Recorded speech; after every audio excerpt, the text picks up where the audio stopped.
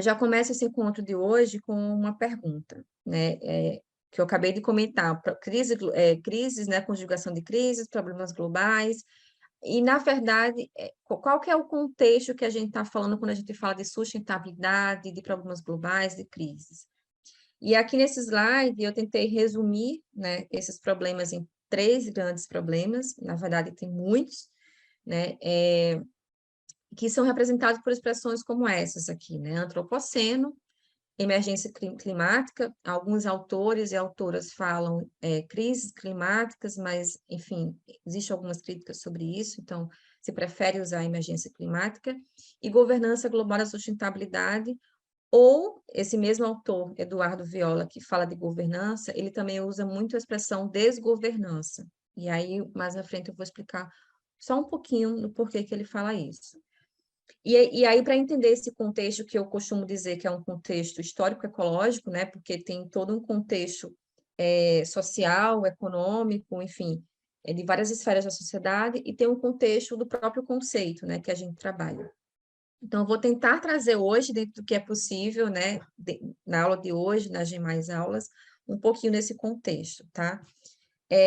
Falando um pouquinho de emergência climática, essa expressão ela foi eleita pelo dicionário de Oxford, né, em 2019, como o termo do ano. E aí, o que seria esse conceito de emergência climática, que é o conceito que é preferível, né, do que o conceito crise climática? É uma situação em que a ação urgente é necessária para reduzir ou cessar a mudança do clima e prevenir danos ambientais potencialmente irreversíveis a ela associados. O que a gente sabe até aqui, né? A primeira informação é que os estilos de vida da sociedade, que muitos autores e muitas autoras falam que foram impostos pela Revolução Industrial, né? Esse estilo de vida acabou demandando cada vez mais produtos e serviços que a gente chama de que seriam descolados da nossa utilidade humana, ou seja, a gente deixou de consumir o produto para atender necessidade básica e passou a consumir de forma, né, acima do que a gente precisa, né? A segunda informação é que essa retroalimentação que tem entre a produção em larga escala para atender uma sociedade do consumo e a nossa demanda por cada vez mais produtos, né, coloca uma grande pressão no meio ambiente, né? Então, a gente está sempre consumindo, digamos, podemos dizer, o setor industrial, que é o que mais produz, né?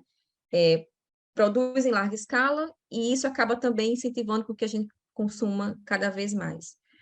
E a terceira é que se a gente continuar, né, a consumir e a produzir dentro desse paradigma, né, que a gente tem de sempre produzir mais e consumir mais, tem uma instituição que se chama IPCC, o termo em extenso é Painel Intergovernamental de Mudanças Climáticas, né, a sigla em inglês fica IPCC. Ele prevê que a temperatura global atinja 1,5 graus Celsius em 2030, acima dos níveis pré-industriais, né? A gente sempre faz essas comparações, essas avaliações em relação aos níveis pré-industriais. E aí a previsão é de que em 2050 chegue a 2,4 graus Celsius e em 2100 a 4,4 graus Celsius. E aí, para a gente entender um pouquinho a gravidade disso, a própria ONU e muitas outras instituições que trabalham com avaliação de gases de efeito estufa, estimativas de gases de efeito estufa, eles diziam o seguinte, a 1,5 graus Celsius, né, acima dos níveis pré-industriais, a gente já vai ter sérios problemas, né, e a gente já está vendo, inclusive, agora alguns acontecendo, né? Então, imagina o que é que a gente vai enfrentar quando a gente chegar a 2,4 e a 4,4 e para além disso, né? Então, várias instituições falam que é grave, que a gente precisa começar a agir agora. Infelizmente, alguns atores relevantes da sociedade que estão no nível de tomada de decisão, né, seja em governo, empresas privadas, enfim, ainda não tem muito essa visão. Então, por isso que eu acho legal a gente estar falando aqui sobre isso nesse curso de vocês. Outra informação que a gente tem é que, para além desse processo natural de evolução, né, muitos estudos estimam que nós, seres humanos, estamos eliminando de 27.000 a 100.000 espécies por ano por causa das nossas intervenções nos ecossistemas. Tem um autor que se chama Aqui tá, vocês estão aparecendo em cima do autor, Edward, que ele nomeou esse conceito de biodiversidade, né, que é ele que traz esse dado em relação ao desaparecimento das espécies por causa de nossas intervenções. E aí, com base nesse recorte de informações que eu trouxe para vocês, né, que é o que a gente pode dizer que a nossa capacidade humana, né, de transformar, seja o ecossistema, seja a questão do clima, existem alguns autores que chamam isso de antropoceno, né?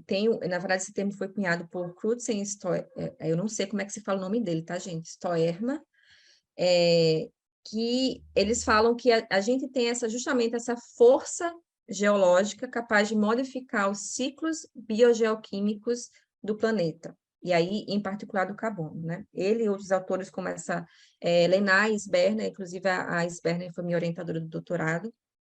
Então, qual que é a questão aqui dessa citação que eu trouxe em ordem para vocês e que é bem técnica? O que eles querem dizer? A intenção deles é dizer o seguinte, que a nossa capacidade, né, de transformar o planeta Terra é comparada a essa força geológica, né, que muda esses ciclos biogeoquímicos aí que eu falei. E essa nossa forma de atuar no planeta Terra acaba afastando a mudança climática do seu comportamento natural, né?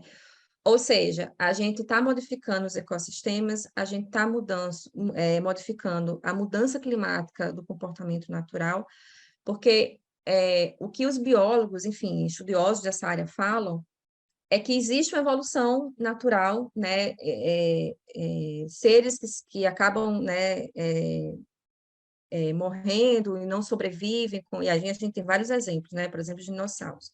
Mas isso são anos para isso acontecer. A mesma forma com a questão da temperatura, né? Existem mudanças, e inclusive isso faz parte, né, do planeta, essas questões da mudança do clima, mas o que está acontecendo com as nossas intervenções é que a gente está alterando essa mudança natural, né? Muitas mudanças estão acontecendo numa velocidade muito mais rápida e para além do seu nível natural.